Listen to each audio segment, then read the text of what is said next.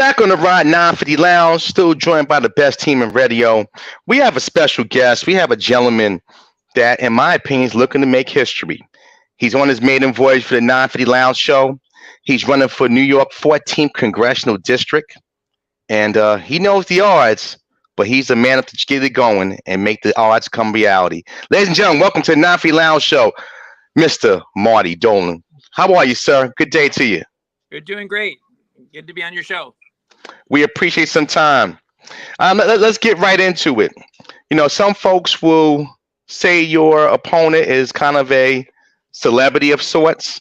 Some would say, maybe even your own party. Why are you doing it? But there's a reason why people do everything. And it's funny because we had your opponent on many years ago, and she felt the same way when people felt like she was climbing an uphill battle. Yeah. Tell us why Marty Dolan is running for Congress in the 14th district. So I've always been interested in politics, and I always thought we had some pretty good congressmen. I would, give them a little bit of money from time to time. And when I was 16, I was a driver for my congressman. As soon as I got my driver's license, I was a driver for my congressman, and I knew his kids, and I visited him in Washington. And so I always thought if I ever got the chance that I would do it. And then,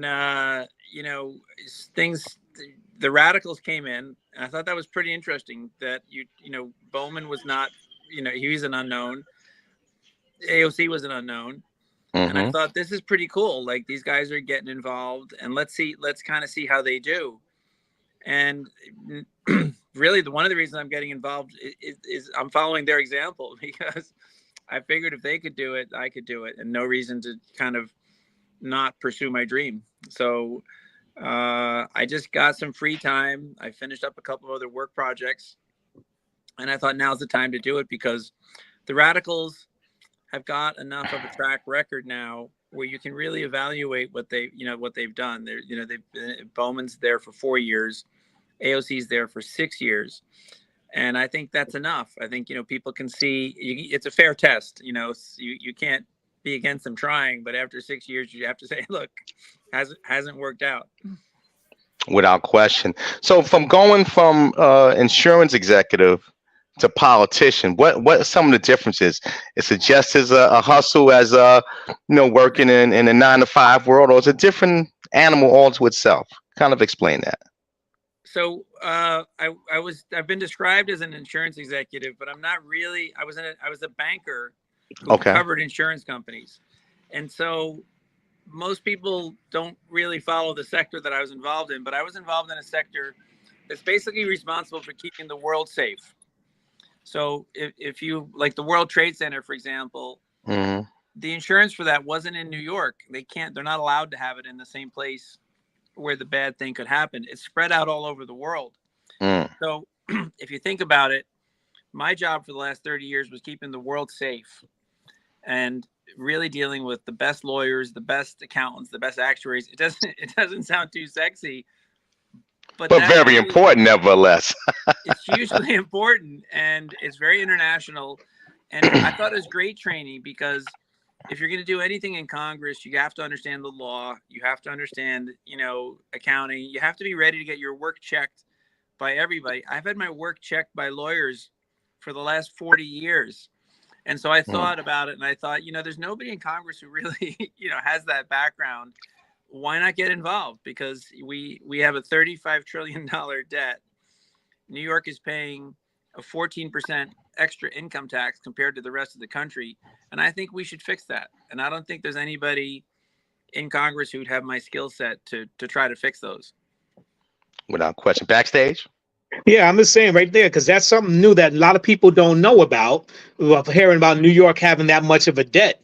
Because, we always know that we always been the ones who've been paying for a lot of things because we get more of the lion's share of a lot of money in.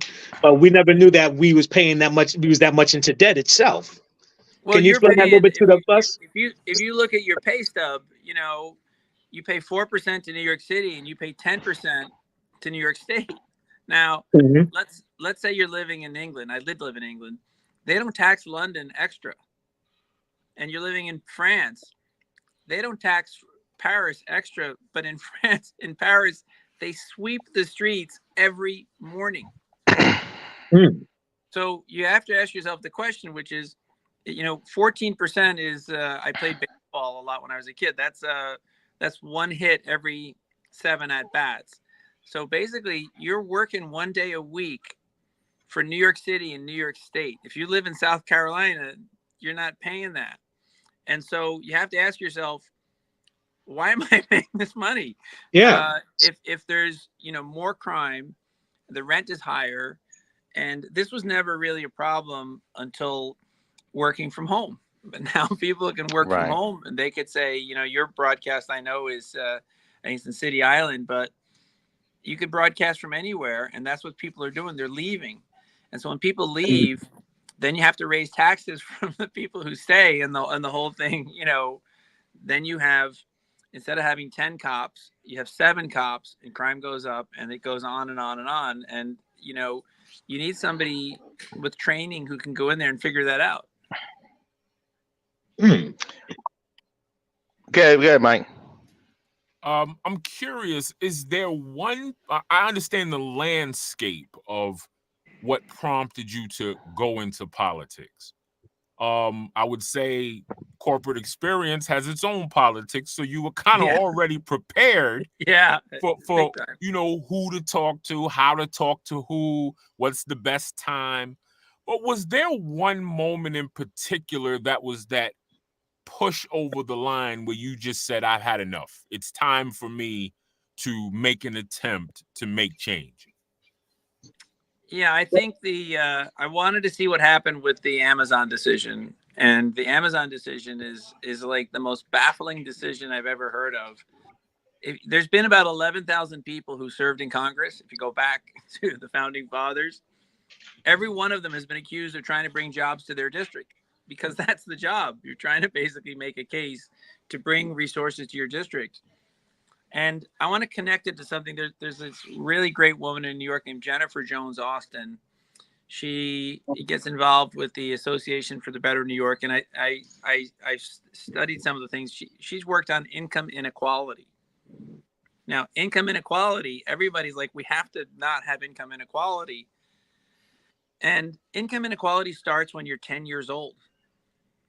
Because what happens is, if you're 10 years old and you're in a community where, your mom's not working, your dad's not working, or you're not surrounded by good examples, then, you might get through high school. They might push you through high school, but you're not what they call college ready. I'll give you an example. When I went to college, I went to the college where my brother went to college and my sister went to college. I had visited that college 30 times before I went to college. I was ready for college. Like, there was no chance I was going to go fail out of that college. But if you take a kid, and let's say this kid's from the projects, doesn't matter if they're white or black or brown or whatever, and they don't have a role model who they can see, who's like, my older brother was 4 years older than me. So when I was 10, I knew what it was like to be 14, and he was a good kid. So what I'm saying is, if you're 10 years old and your dad is working at the Amazon plant, or your cousin is working at the Amazon plant, or, your family's, then you're like, okay, I can go do that. But without those role models, it's hard for kids to understand that they got to do well in school. They got to try to do their best with college. And it starts from their experience growing up when they're, 10 years old, 9 years old. And that's the real problem I had with the Amazon thing, because that doesn't go away. It was like, okay, let's go get them back. They're not coming. They're not coming back. Right. And it's worse than that, because AOC really gave Queens and New York City a black eye all over the world. So now if you're Mitsubishi, which is a Japanese company, or your Samsung is in Korea, and they're looking to come to the United States, maybe they're not going to come to Queens, because they don't want, the protests, and they don't want to go through all this work. So when I saw the Amazon decision, I was like, that's just crazy. It's like, it's crazy. And in Virginia, Amazon put, $10 billion into Virginia.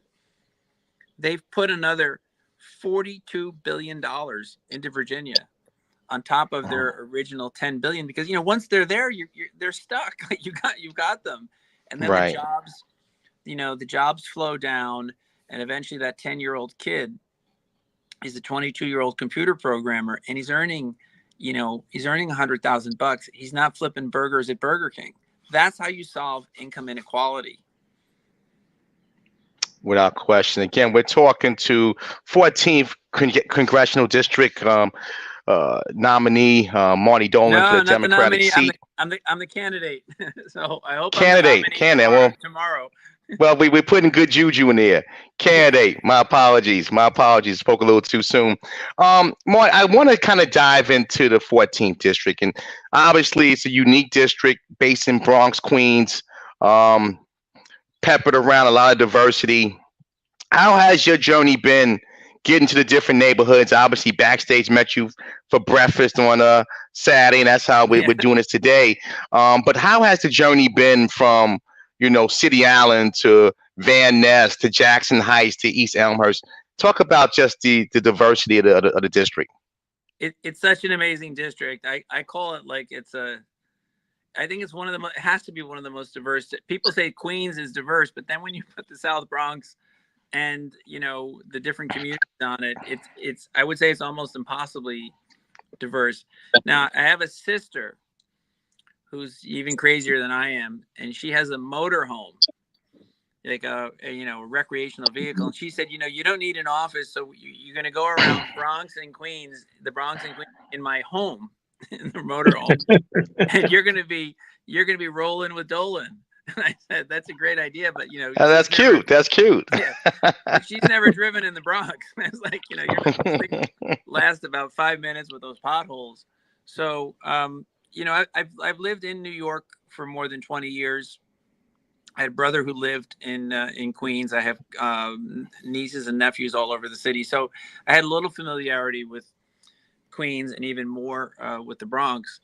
And I would say, when you're an investment banker, you're on a new job every 6 weeks. You just have to go, like they throw you in and you have to learn something new. So I love doing that. I love the learning. And I was, I guess I was lucky. One of the first places I went was Van Ness. And I went to community board. Is that 11? Yeah. I think you voted 11, and they were having the hearing on Metro North, which is coming in. Mm-hmm. And I'd studied that from a different angle, and it was just kind of a good way to get started, if you know what I mean. Like I got started in a comfortable place because they were talking about, putting $7 billion into the South Bronx, but they were talking about upzoning. They were talking about something that I could understand, as a financial person. And so that was my very first meeting. So I owe the people of Community Board 11, and they tried to throw me out because I said, you can't come and talk about politics. It's a community board meeting. And I said, I'm not coming to talk, I'm coming to listen.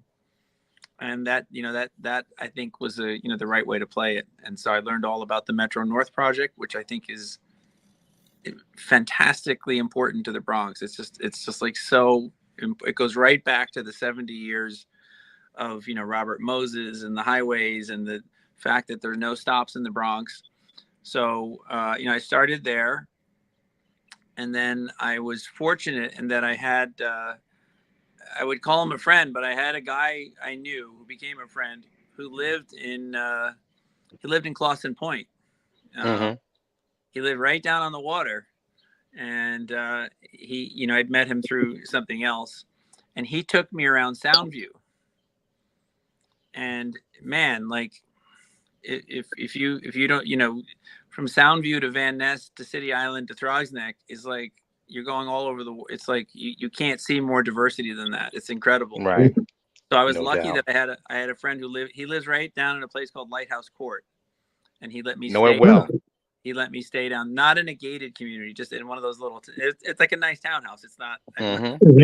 My life was never in danger, but I really got to see what it was like to live by the projects, to shop there. The people are great. They're very, very resilient, to say the least. And I just kept meeting people. I met the stickball players. you know who the stickball players are? Yep. Those guys. Very popular area for stickball in the Soundview area. Yeah, and I played a lot of baseball when I was a kid, so I never got to swing a bat. I wanted to swing a stickball bat. And then really the same thing in Queens. So I just kept going and meeting people. And the thing that eventually puzzled me is one of the reasons why I think this campaign is successful is nobody was stopping me. Like nobody was saying, look, it's nice you're here, but we really love our representative. In fact, they were saying the other thing. They were saying, look, she's never here. It's good to see you. You seem Marty, hold that thought. I want to come back to that. I want to take a quick break. I want to come back to that because that is a major situation that has developed with the incumbent. Let's talk about a little bit more. Again, talking to Marty Dolan, running for 14th New York 14th Congressional District for Congress. Gonna take a quick break. It's 9 Lounge. Come on back.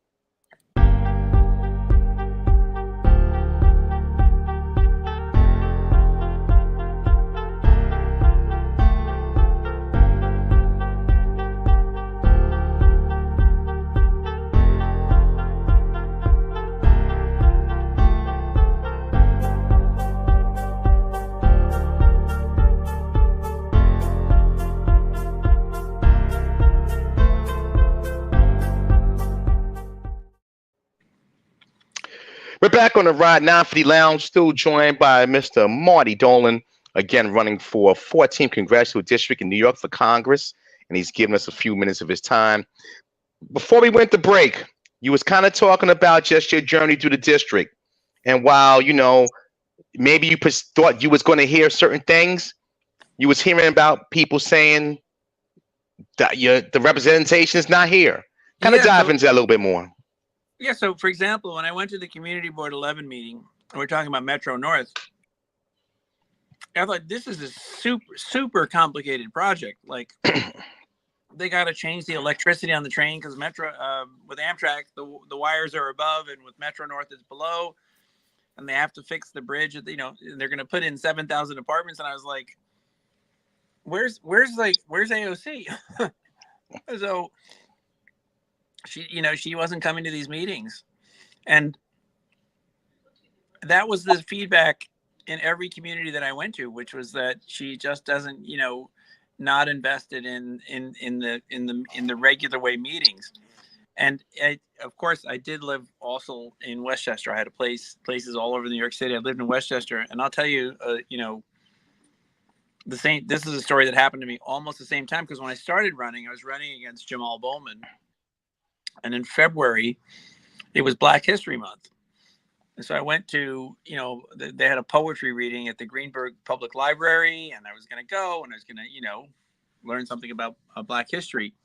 And I walk into the Greenberg Public Library at 8:00 in the middle of February. It's like freezing cold. It's not, it's probably not where you want to be. And you got Andrea Stewart Cousins there. She's the Senate Majority Leader. Mm-hmm. You got George Latimer, who's the Westchester County Executive. You have Ken Jenkins, who's the Deputy County Executive. And then you have really one of the best politicians in New York State, who's a guy named Paul Feiner, who's the Greenberg Town Executive. And he's been the Greenberg Town Executive for 30 years. Mm-hmm. So you had 4 politicians turn up for a meeting that, it wasn't official. It's just, they could have skipped the meeting, but they don't skip the meetings. They go to every meeting. And, that's the ethos of an investment banker, because when you're an investment banker and you're competing against Morgan Stanley, you're competing against Goldman Sachs or whatever, you're like, you better turn up ready to play. It's no joke. So contact sport. It's you don't go to a meeting, you lose the deal. Right. That's simple. And, when someone calls you on Thursday night and tells you you're going to fly to, Iowa, you're like, I'm flying to Iowa. It's not what you want to do. So people talk about bankers, and some of the movies are, they're funny, but they're not accurate. I mean, you really work your butt off. And I didn't see that with the representative as far as the district. And every place I went, it was just consistent. And that's when I started to think, maybe there's something I can really do here. Maybe this will work. And that's one of the reasons I switched districts. When Latimer came in and they finished the redistricting, I was like, yeah, I can have a shot. I could do this. Fantastic.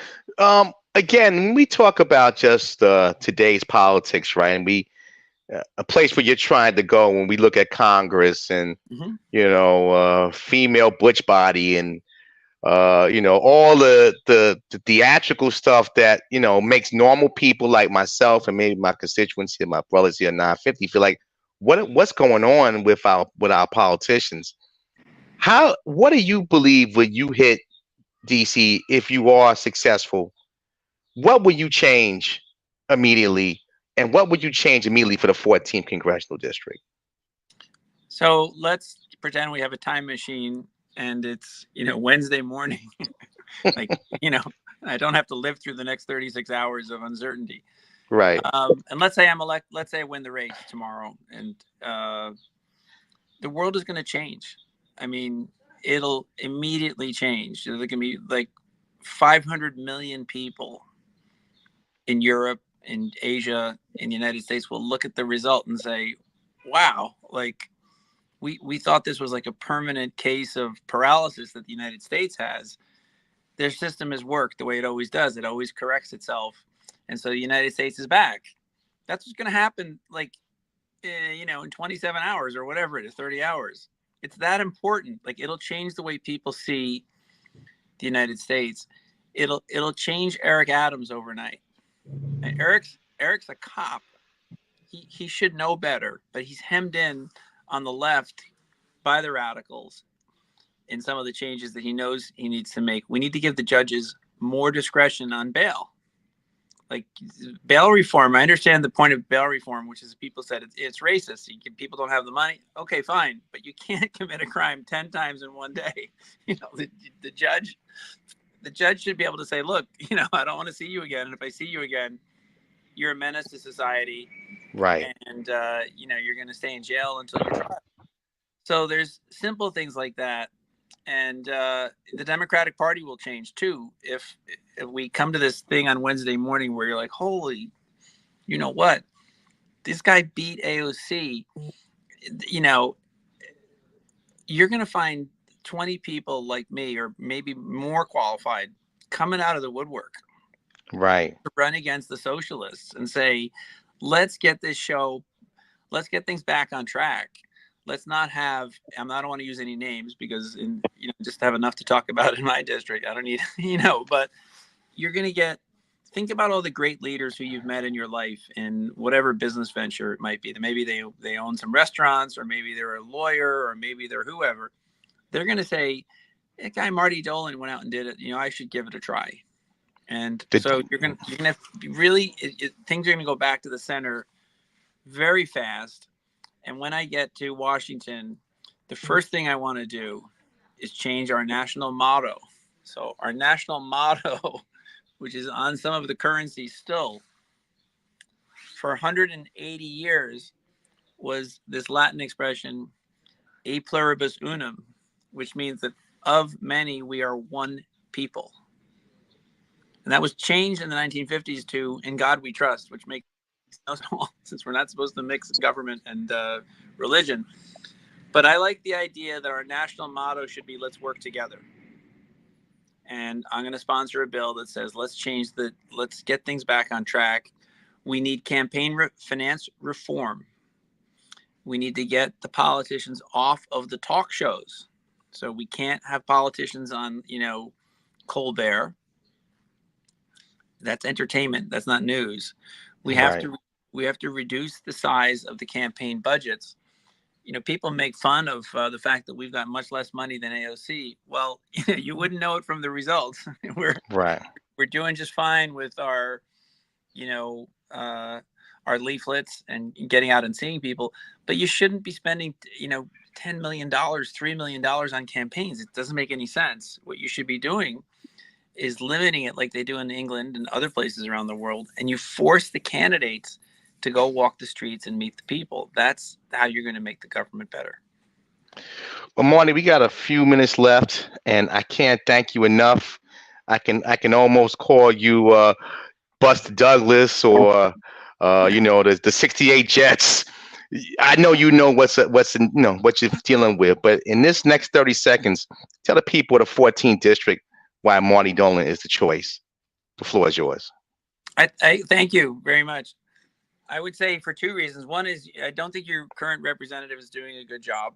I want to be direct about that. And she's had enough time. She's had 6 years, and I think has really squandered her political capital. And in the meantime, has really caused, New York's reputation to be trashed. We have police getting shot. We have, companies not coming to New York.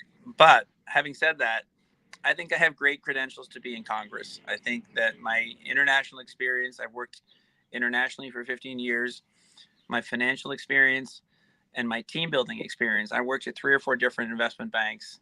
I was a success at all of them, not always easily, but, I think I bring a lot to the table from a financial and, a human nature, because what you see is what you get with me. We have no outside influence on our campaign. We basically have raised, in the context, a little bit of money. And I believe it's much better to, instead of screaming at a rally, telling people what I want, to just go around and talk to people and figure out what they want. Well, Marty, we thank you so much for your time this evening. Again, where can people reach out to you if they're just still looking for the undecided these last couple hours? Where can they reach out and more information about you and your campaign? Yeah, go to martydolanforcongress.com. It's a really simple name. We've got all our, our platform papers there, our media stuff. You can donate if you want to. But the most important thing, with the night before the election is do your research and get out and vote. We want to get the turnout up from 15% to, 25, 30% and get engaged. That's the number one thing. Well, Marty, we thank you for your time. We appreciate the few minutes, and good luck in the election tomorrow. I get a haircut tomorrow. I promised my team I wouldn't get a haircut until the election, so I'm looking forward to it. Well, at least you got something to cut. Marty Dolan, ladies and gentlemen, you're welcome, Marty, running for the 14th Congressional District, New York, for Congress. Thank you again, Marty, and good luck to you. Yep. Cheers. Bye. Take care. We're going to take a quick break. We're going to keep this thing moving. It's 9 Feet Lounge. Where else you want to be?